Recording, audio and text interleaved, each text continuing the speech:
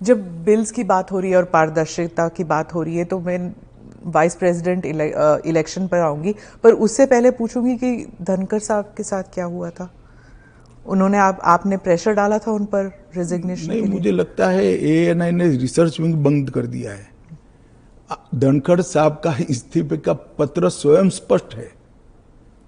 इन्होंने अपने आरोग्य का हवाला देते हुए इस्तीफा दिया है, स्वास्थ्य का हवाला देते हुए, और उन्होंने सरकार के मंत्री, प्रधानमंत्री और सभी सदस्यों का हृदय से उनके अच्छे कार्यकाल के लिए धन्यवाद किया है। पर विपक्ष और सभी पूछ रहे, मीडिया भी पूछ रही है कि वो है कहाँ, हाउस अरेस्ट पे है कि ऐसा क्या है कि सच और झूठ की व्याख्या आपने शायद विपक्ष क्या कहता है इसको बना ली। पर काफी सारे बैकग्राउंड इंफॉर्मेशन तो बाहर निकल रहा था ना कि वो कुछ ट्राई कर रहे थे।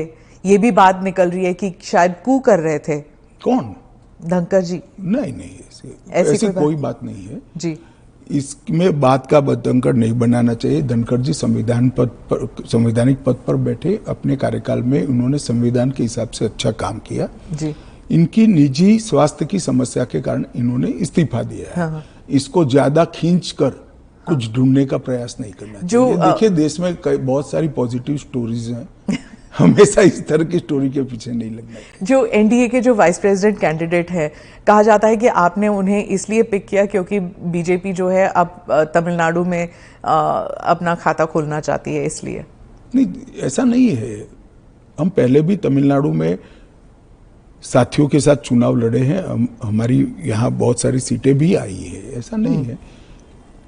कहीं से भी पिक करोगे तो ऐसे कारण बनाकर पूछा जाएगा। उपराष्ट्रपति का प्रत्याशी दक्षिण से आना इसलिए स्वाभाविक है क्योंकि पूर्व से राष्ट्रपति थी, पश्चिम और उत्तर से प्रधानमंत्री जी थे, तो दक्षिण से आना बड़ा स्वाभाविक है। अब आए हैं, इसको इस दृष्टि से नहीं देखना चाहिए।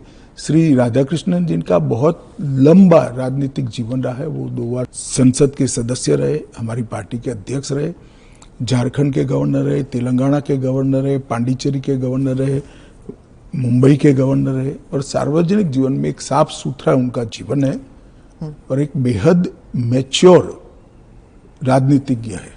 तो कई सारे एक्सपर्ट्स कह रहे हैं कि उनका चुनाव ये भी है कि वो आरएसएस के साथ उनका कनेक्शन है, इसीलिए ये तो ढेर सारे लोग, प्रधानमंत्री जी स्वयं का आरएसएस के साथ कनेक्शन है। धनखड़ जी का नहीं। अरे सुनिए ना, मेरा भी है। तो हम लोगों का चयन देश ने इसलिए किया है कि हम आरएसएस से है। आरएसएस के साथ कनेक्शन होना कोई माइनस पॉइंट है क्या? आप बताइए। जरा भी नहीं है।